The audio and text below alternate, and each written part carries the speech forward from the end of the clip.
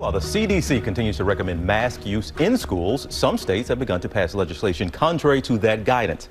In fact, Iowa Governor Kim Reynolds signed a law that prohibits schools from mandating masks in schools. This comes on the heels of an executive order from Texas Governor Greg Abbott that public schools can no longer require masks beginning next month. Joining us now is the president of the American Federation of Teachers, Randi Weingarten. Welcome back to GMA3, Randi. We're always happy to have you here. As we all know, the CDC recently changed mask guidelines, saying that if you are fully vaccinated, you no longer need those masks in most settings. And yet we're seeing from state to state a varying degree of recommendations for what should be happening in schools. And I know you wrote a letter asking for clarification. What do you think the policy should be? Should it be a federal policy, a nationwide policy, or should it vary from state to state?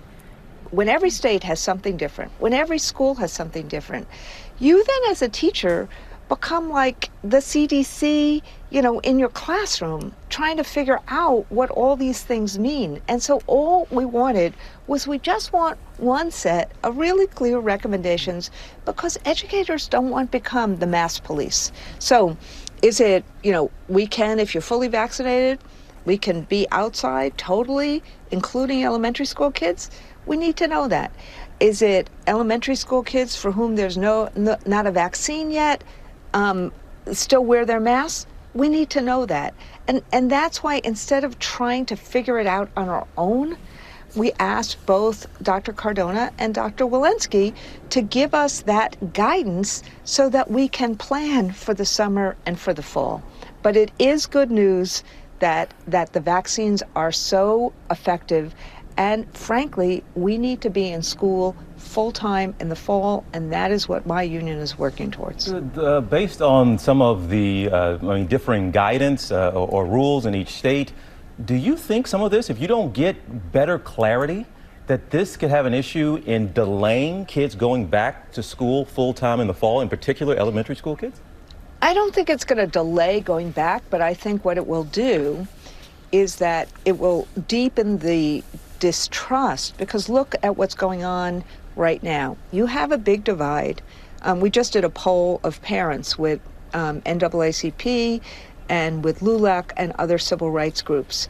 And what you saw in that poll, and you're seeing in the numbers in New York, in Chicago, and in LA, is that whereas, 6 out of 10 white parents, are pretty confident that schools are going to be safe for their kids, it's only about 3 out of 10 black and brown parents that feel that same way. Kids need to be with other kids and with their teachers. So that's what I'm concerned about. The confusion creates distrust, and what we need to do is we need to build confidence that we can keep everyone safe, and create a safe and welcome environment, and an environment where kids are thriving.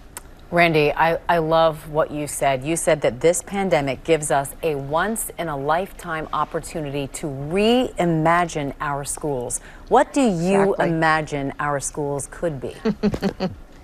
So,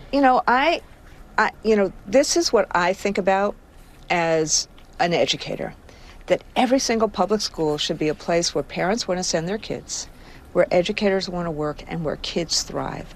And what I think about when I think about kids thriving is that we meet their passion with purpose, that they love to be in school, that we are nurturing their critical thinking, that we are building their confidence. So it can't just be about how do we recover from the learning disruption. It has to be about how do we meet kids' passions, and how do you have fun as part of it.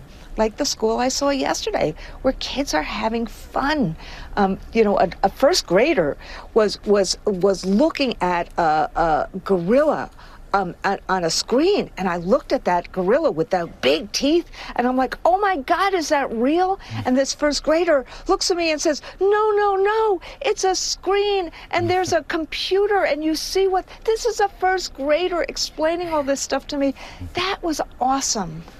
Well, Randy, you talk about the kids' passions, but we'll say again, you're talking to the kids of two educators here on this show. So your passion absolutely comes through every time you are on this show. So we appreciate you always being willing to come back and talk and let that passion of yours come through. So we will see you down the road, okay?